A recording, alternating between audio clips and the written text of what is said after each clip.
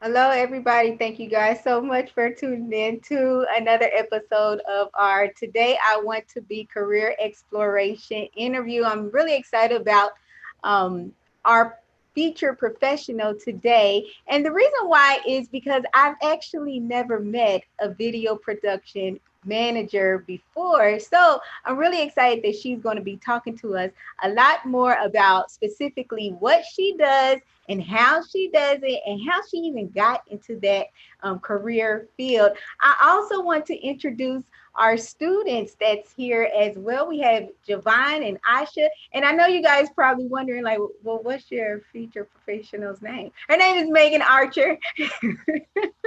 But I'm really glad that she's here to talk to us today. If this is your first time ever tuning in to one of our career exploration interviews, welcome, welcome, welcome. Each month, we actually feature a Black woman, and she's going to be talking to us specifically about what career she's in, as well as how she got there, really just to inspire other young people to explore different careers.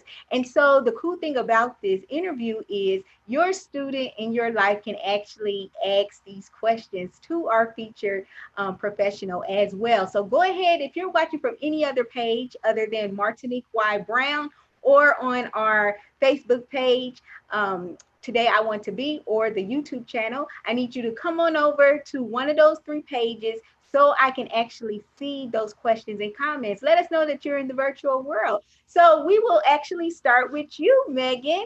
Megan, All can you just right. tell us a little bit about yourself and how long you've been a video production manager? Yes, thank you, Martinica. I'm so excited to be here today and welcome all of you who are joining us online. So, yes, I grew up in a small town in South Louisiana, very small but very close knit community. And I knew from a young age I wanted to do something with TV. I enjoyed being on Mm, TV, I enjoyed meeting people. So I knew I wanted a career, something in TV. And so mhm, I got a scholarship to Nicholls State University, which is in Thibodaux, Louisiana, about 45 minutes away from New Orleans. okay. Got my degree there in broadcast journalism, and I was ready to take on the world. I thought I wanted to be a news reporter. Mhm. And after I interned, I was like, I don't want to do news reporting, but I still want to do something in media. So I got my first job as a part-time video producer at a small cable company, which I'm still at today, about 12 Wow. years later. And but I've moved to their headquarters in around the Baton Rouge area. So this is where I Okay. am today. Yeah, I've just sort of worked my way up. I'm now in grad school part time at LSU, getting my master's in mass communication with a concentration in strategic communication. So that's just a little bit about how I got here. Excellent, excellent. So now, Asha, can you just tell us how old you are, what grade you're in, as well as what do you think you would like to be when you grow up? Well, hello, my name is Asha Harris. I am 17 years old and I am in the 11th grade. And my plans for the future are was to become a doctor that specializes in sports medicine. Wow, that's excellent. Girl, you always gonna have a job. So now, what about you, Javon? How old are you? Can you tell us what grade you're in, as well as what do you think you want to be when you grow up as well? My name is Javon Johnson. I am 14 years old. I am a freshman in high school, and I want to be an entertainer, Oh, what kind of entertainer? a singer. Really? I didn't know you could sing. Okay, I don't want to put you on the spot because you know I will be like, "Can you sing something for us?" Don't you hate when people do that stuff? But no, if you ever feel like busting out a note, Javon, just let me know. Okay.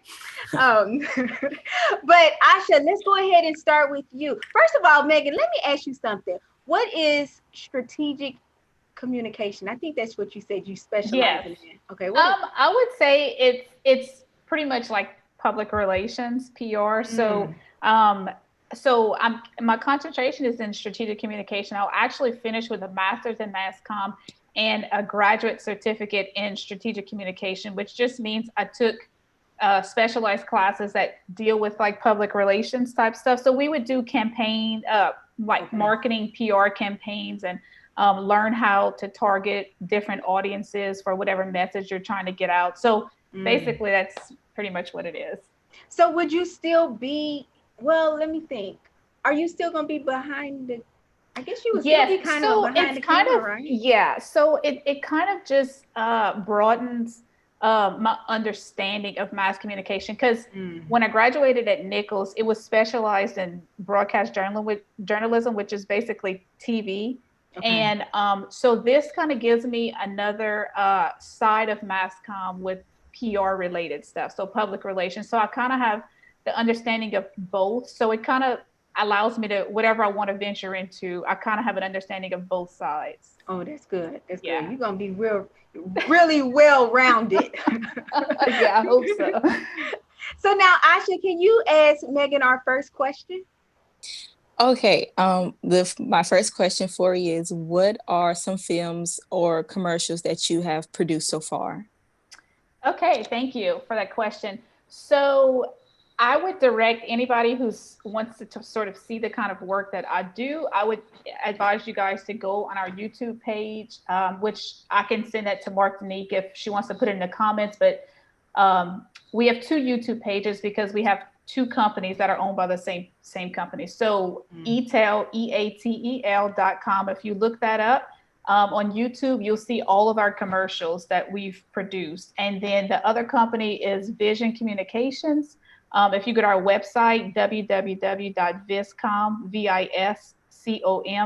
viscom.net, viscom.net, you'll find the YouTube links at the bottom. So before, I guess around 2015, we kind of transitioned. We used to do a lot of in-house documentaries and specialized programs on the things in the community. So I've worked on like shrimping industry, which is big where I'm originally from. I work with clients, so I do a lot of oil and gas videos, which is specialized for their company. So you really won't see that kind of stuff on YouTube. And then I've done so many commercials for different businesses. So that was kind of my main specialty. I would work on small projects throughout the year, whether it was like a reunion for the 50th class reunion. I did like a 1 hour special and put together things like that, which it's only an hour, but it probably took a year to gather all those interviews and information, and you have to do a lot of research and digging. So in order to put together a documentary. So when you see programs on TV, like a 30-minute documentary, it probably actually took a lot of work behind the scenes to put that together. So yeah, I would invite anybody who wants to see the type of stuff I do or the type of work that I help produce. I would say go on the YouTube page. So are you the type of person that be like, I helped do that? Sometimes, but I'm in quite a few commercials for both companies. And so it's funny because when I'm out in the community, I've gotten looks and people have kind of looked and I'm like, I know they're thinking like, I know her face from somewhere, but I can't remember. But when I go back home, people are always like, I see a commercial on TV. So I don't really share it because people are like, enough people say like, oh, I saw your commercial on TV. And I'm like, yeah. So do you have to really be, I guess, like maybe not mind strangers coming up to you and talking to you? Yes. Because when you see people on TV, we act like we know you. Like, hey, and we just invade your personal space.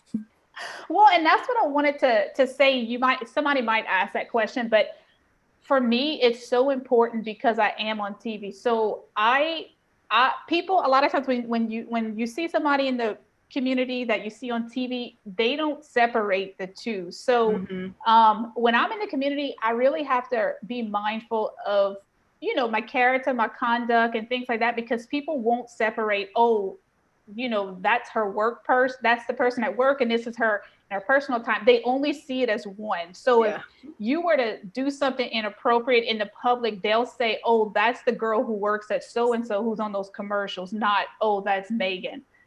So when you see somebody, you just feel like you know that person because they're always in your home home on TV. Are you ready for that, Javon? Is that the life you want?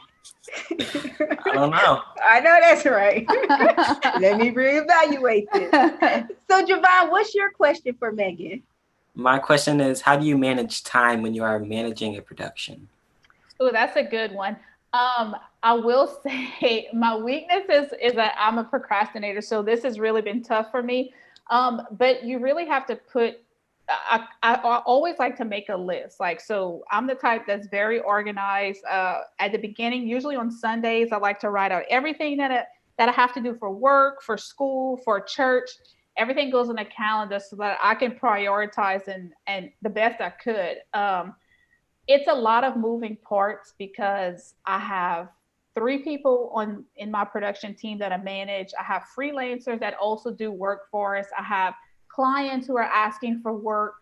So you really have to remember and see the big picture and say, okay, when are these things due and what things can wait till tomorrow and what things I have to do now, because you never want to be late on a project. And this is the thing that I always tell people.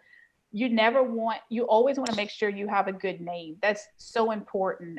And follow through in your word, do what you say you're going to do. So if you tell somebody, I'm going to have this project to you by Wednesday, make sure to have it to them on Wednesday, because if you don't, then they'll start to see you like, oh, that's a person who doesn't follow through on their word. You can't ever be trusted. So make sure you know you know your deadlines, you know when things are due, and get it done. So now, what are the name of the three positions that you manage? What are their So, positions? okay, so two of those positions are part-time video producers. So I met Mm, these people in, I met them when I went to speak at my college. So my my professor at Nichols called and was like, "Hey, would you come speak to the class and give them some tips about, you know, what you can expect in this field?" So I went in there and I said, "We also have opportunities for part-time workers or internships if you're looking for something." And that's really how I got two of those people, and mm, they've been with us probably for 2.5 years, um, and just become really dependable and reliable. And then the other one is she's a traffic coordinator, broadcast traffic coordinator. So what she does is all of our commercials, all of our inventory that comes in, she has to schedule all of that stuff that you see on TV, the commercials that run on TV, all that stuff has to be programmed and scheduled and sent out. So she manages that, as well as our local channel that, you know, we'll go out and film football games for high school and stuff. She schedules all of that in the time slots and stuff. So I kind of oversee the production side as well as like the scheduling traffic side of stuff. So because you do manage people, do you have to know a little bit about their jobs as well? Yeah, so I already knew the broadcast side because I started out as a part-time video producer. So Mm, I already knew, because I taught those two, so I already knew that side. mhm, The broadcast side, like the scheduling side, I did have to learn because I do want to know what all of my team members do. You want to have a general understanding. Uh, you may not be as good as them in what they do, mhm, but you have to at least know a little bit about what they do. And so I step in when she's on vacation. I'll step in and fill some of that role mm. um, for her. And so, yes, it is important to know a little bit about what the people that I manage do. That's good. So now, what's your next question, Asha? My next question is, was it difficult for you to achieve the position that you are in now? So it was a little different for me because it is such a specialized position, and I was from such a small town. So it's not a lot of people graduating, going to college, and becoming video producers. You know, most people that graduate from the university I did, you know, they're nurses and doctors and teachers and stuff, but not really what I did. So for me, I started out because there was a temporary part-time position, and I was like, okay, well, I'm just gonna go do this so I could live back home for free and pay off these student loans. So Uh, that's honestly what I did, and I never thought I would still be here. I was like, I'm gonna just do that for a little while and leave and go move to New York or something like that. mm, um, but I started out there, and I really just worked my way up. And I was always like, God, if this is where you want me to be, then I just pray you keep me here as long as you want me here. And so it just worked out to where people came and left, and I always stayed loyal to the company, and I was able to just work my way up. It is the field, so not really video production manager, but just the media field. It can be a little tough. It was tough when I came in. I graduated in 2008, and I interned my last semester at a news station in New Orleans. And I was like, I'm hoping I get I want to be a news reporter. And I had awesome opportunities while I was there, but I knew at the end I did not want to do that. And so they offered me a part-time job, but I didn't take it. I stayed back home. Um, but it's a field that, you may not make as much money as, say, a doctor or a lawyer, unless you're away at the top. But it has its benefits and it has its rewards if you have to stay committed to it. You have to stay in it for the long run. If you expecting to be on TV and be, hold a copy or something in 2 or 3 years, that's not going to happen. mm, mm. Yeah, definitely. So, what does a typical work day actually look like for you? So it depends. It changes every single day. I always say my clients, so I have external and internal clients. So my external clients are people in the oil field, people who are contracting me to do work, contracting me and our company to do work for them. So sometimes it'll be, hey, we need you to come out and film this. I've had to fly offshore before. I've had really cool opportunities, whether it's to take photos or video or make videos for them. So I sometimes have that. I sometimes have other departments who are asking for stuff like, hey, Megan, we need you to, we want you to make a commercial, or we want you to make a recruitment video, just say for HR. So even though we're coworkers and we're in the same company, it's almost like they're my clients. So I'll do stuff for them. I have freelancers who I work with who also do production for us, because our team cannot do all the production that we do. So I have freelancers who do work. So sometimes they're calling me saying, hey, when do you want this project due? I need more information. And then I have my own, I have the marketing department, because production's part of marketing. And so they're working on campaigns and things that they need to get out. And they'll say, hey, we need a commercial for this newest campaign. Get your team together and let us see what you can create. So it's different every single day. So I feel like you really have to be good at multitasking though. Yeah, you definitely do, because even today I probably had 5 different things I was trying to do, and I was like, okay, one at a time. And for me, this is just my personality, but I'm very like, I like to get things checked off the list. Like I love to cross out stuff off the list and have my inbox clean at the end of the night. I can't handle like seeing 1,000 emails in my inbox. So a lot of nights, I'll tell you this, like it takes a lot of work, and a lot of times, especially because I edit too. So I can shoot video and I edit video. So many times for clients, I've stayed up till 2-3 o'clock in the morning editing, and that's when my juices start flowing. Around 10 p.m. is when I really start getting into it. So you have to be flexible to be able to manage everything that's going on. Definitely. So now, what's your question, Javon? My question is, what characteristics would you need to be a good video production manager? Well, I already said one, so I think you need to be flexible, because things change all the time throughout the day. So, you can start on one thing and then get a phone call, or get somebody walks in your office and is like, look, I need this ASAP. So you have to drop what you're doing, do this. So I would say flexibility. I would also say it's so important to be reliable, and which I kind of already touched on, but people need to know that you're going to be reliable. Which I've stressed a lot with my team, especially when they go out and film stuff. Like, look, I need you to be there before the event starts. I need you to have all your equipment. Don't call and, oh, I forgot this and I forgot this. Like double, triple check and make sure you have everything. Make sure you're professional. So it's important to be reliable so that other team members and people can count on you to be where you need to be. And then I would just say, lastly, like I think we already talked about, was just making sure you can prioritize. Don't spend 4 hours on something that's not due until 4 weeks from now, when you have stuff that's due now. So knowing your priorities and where, what things you should be working on at that time. That's good.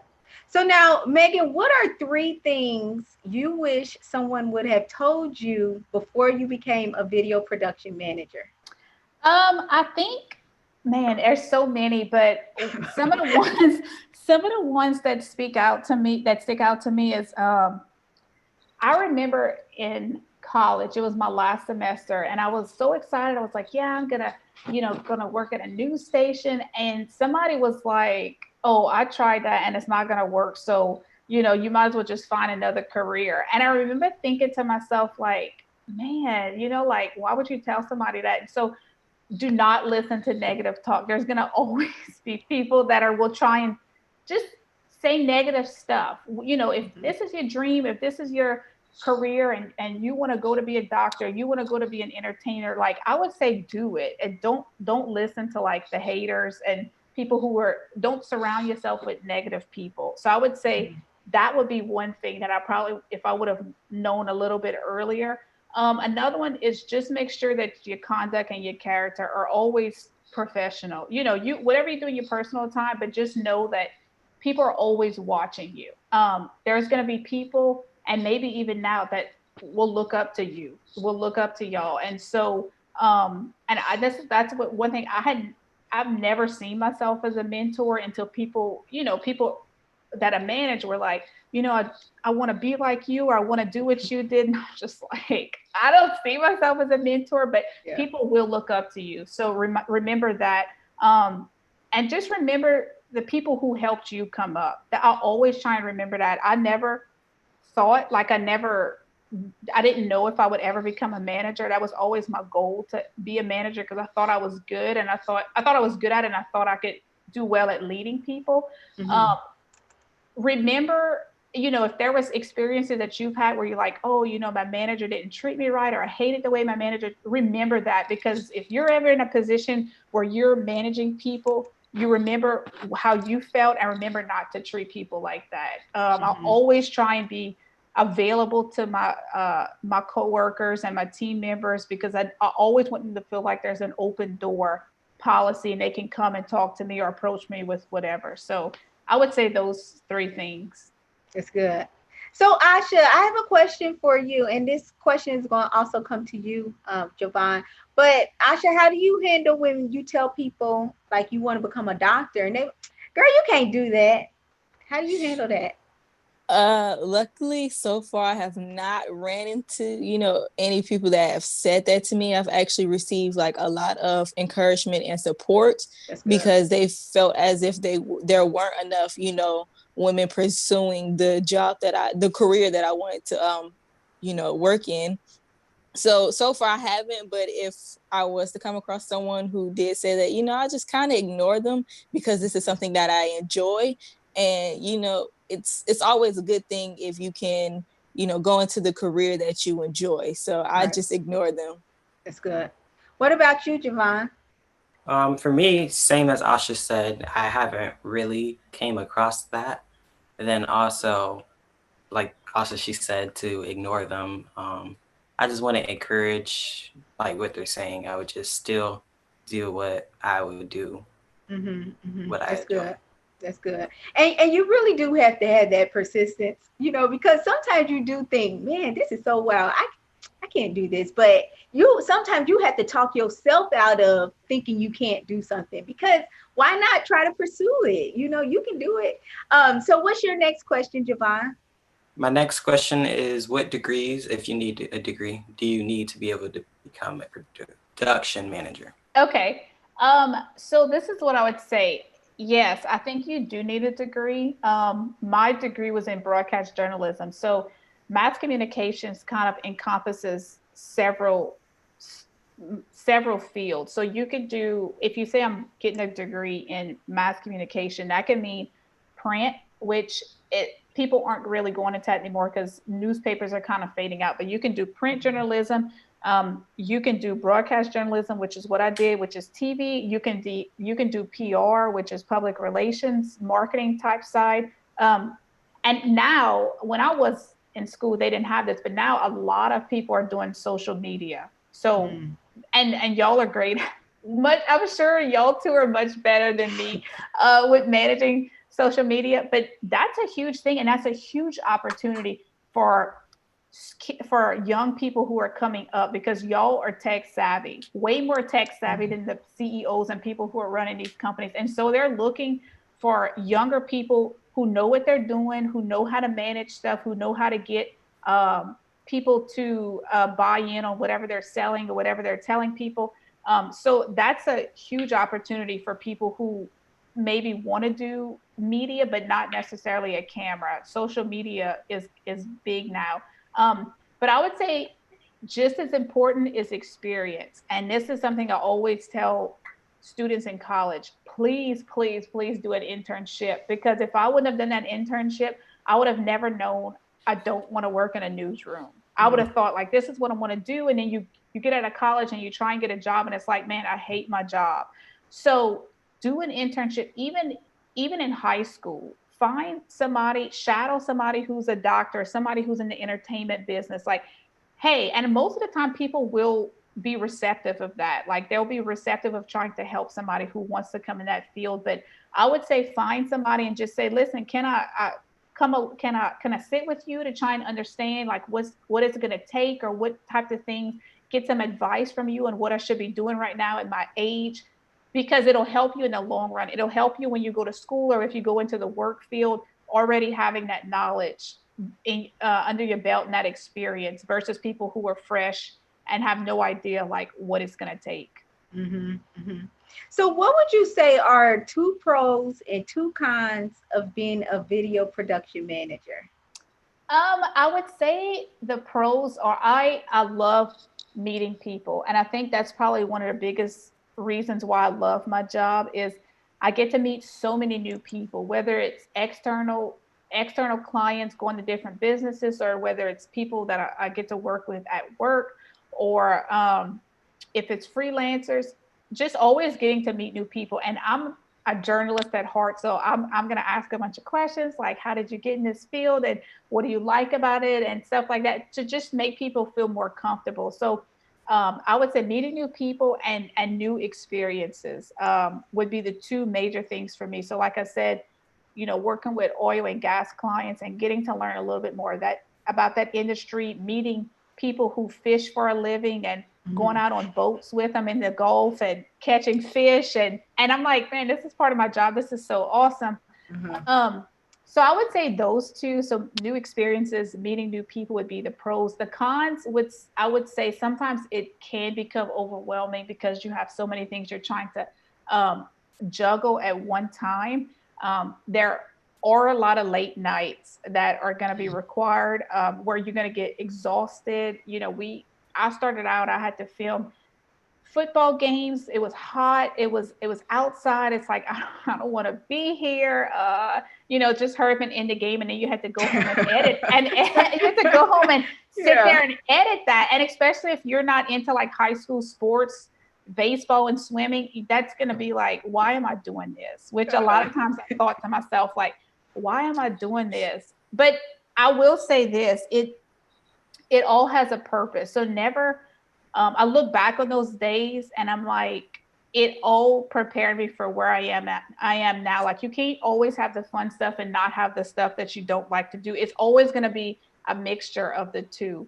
But always look for opportunities to learn new things. Like, okay, what am I trying? What can I learn from this? Like, why am I here? But help me to learn while I'm doing this, and not just see it as like, this is something that I don't want to do. Let me hurry and get finished with it so I can get out of here. Yeah. And I think one thing that also helps is, just saying to yourself, okay, this is temporary, Martinique. It's temporary. You're not gonna be doing this forever. Right. But I think that's helpful as well. So we do have a question on the floor. This comes from Regina Patterson. Thank you so much, Regina, for tuning into the show. Please make sure you go ahead and share. She asked the question, Megan, coming from a school that had a big nursing background, how did people respond to your major or broadcast journalism? So that's a good question. I would say people who knew me, and our department's not like, it's not like a nursing program or education program. So our school's not known for mass communication. The people who knew me knew that I was going to do something. I mean, even in high school, in middle school, they were like, oh yeah, Megan's definitely going to be an actress or an entertainer or something like that, because I always sort of had that personality. So people who knew me were very receptive. I just feel like in my graduating class in college, I was like, oh, what are y'all going to do when y'all finish? And everybody's like, oh, I'm not doing this. I'm not being in this field. Like, I just got a degree. And I'm like, so you wasted 4 years to just go do something, that not in this field. And people change their major, people change their minds. Even after they finish, they may go and do something totally different, which is completely fine. But for me, I knew this was something that was going to stick. Now, I thought I would be in front of the camera, which I am on commercials. I still do that, but I'm really more on the other side of the camera, behind the camera, which I enjoy doing that. I enjoy directing, and and kind of being the producer of stuff, just telling people what they should be doing. Yeah. Yeah. But you mentioned quite a few times that sometimes you'll be in the commercial. Is that planned? Yes. So I've sort of been like the face of the company. Oh, okay. So a lot of the products and promotions that we push and we sell, it'll be me in front of the camera, and one of my freelancers, he'll be shooting the commercial. So he'll usually write it and have me read it over, and then I'll memorize the script, and then we'll go to a location and or a green screen, and then he'll shoot the commercial. And if there's any type of stuff that needs to be added in, he'll go and shoot that afterwards or something like that. But I enjoy both. Like I wouldn't want to do it all the time, but I enjoy shooting commercials and being in front of the camera too. Definitely. So now, Asha, what is your last question?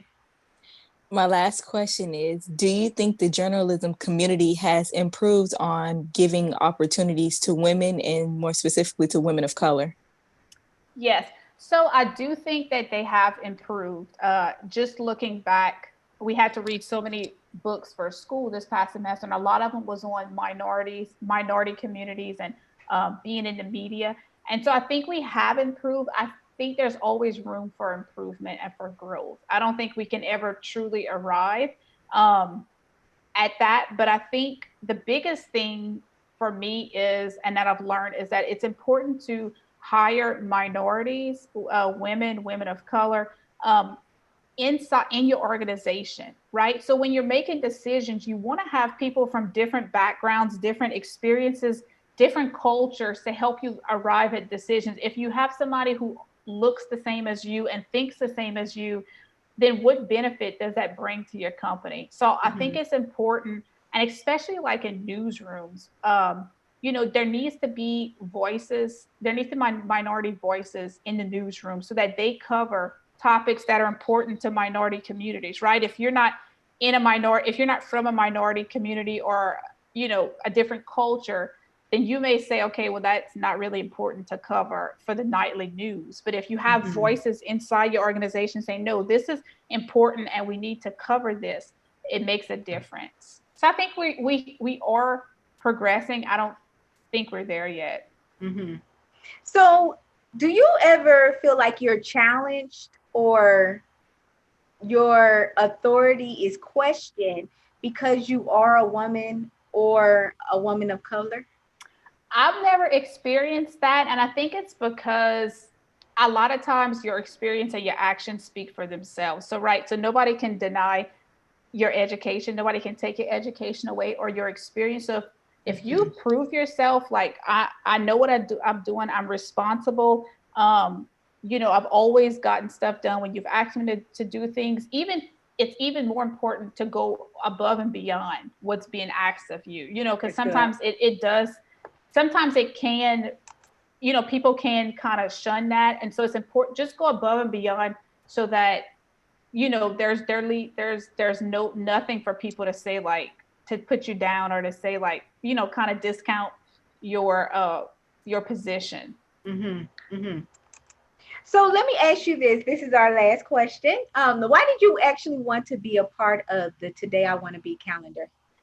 I actually thought this was so cool. When we talked about it and stuff, I was just excited for the opportunity. I always feel like it's important to give back and to invest in the community, and especially people of color, women of color, young men. It's important for them to see people who look like them succeed and go on to do great things. And so I think if people can see, hey, that lady's African American and she's doing what I want to do, so it may be possible for me to do that. It's encouragement, and it helps the next generation coming up. Definitely. So now I know that you all have learned a lot more about Megan. If you are a professional yourself and you say, I want to be featured in Martinique's calendar, in our Today I Want to Be calendar, you definitely can. Right now, I'm recruiting for Black men and Black women for 2021. If you are interested, please just comment below, say future featured professional, or if you know of a student that would like to be a co-host like Javon and Asha, just put interested in becoming a co-host as well. Always visit the description box because that is where the website is, as well as our social media handles are as well. Megan, thank you so much for just talking to us, letting us know more about your career. Um, you did an awesome job. I'm telling you, you all, Megan just wrote some. If you don't have a calendar, you should have got one because I was promoting my that thing off last year. But Thank you so much. Megan just is just phenomenal. And so I definitely appreciate you, Megan, because I've never met a video production manager, Thank you myself. so much. I appreciate it. Thanks Definitely. everybody for tuning in. I appreciate it. Yes. If there's anything I can help you with, or you have questions for, you can probably reach out to Martinique, and she can give you my email address or anything. Definitely. And I just want to thank you, Asha, and you as well, Javon, just for taking time out to really just write some thoughtful questions, for Megan. I'm just truly amazed that, the students that we have here on this show, because they want that knowledge. They want to meet those professionals in different career fields. And I just like the fact of you, Asha and Javon, that although you want to pursue other careers and not a video production manager, you still challenged yourself and said, I still want to learn about it. So I just think that that's amazing. I mean, because you are definitely at that age where it's good to just talk to people, explore different things, and not to just put yourself in a box. And so I definitely thank you, Asha, and I thank you, Javon, for being on the show as well. And so you all make sure that you continue to share this video so that more people will know about Today I Want to Be, as well as Megan and the career of a video production manager. Now, we just touched on becoming a video production manager just a little bit. If you're definitely interested in this career field, the best resource is going to be your local library. I'm always pushing the library. Libraries, if y'all want to sponsor me, go ahead. But I'm telling you, go to your local library. There's so many resources. There's so many books. Challenge yourself to be reading, especially during COVID. We have all this extra time.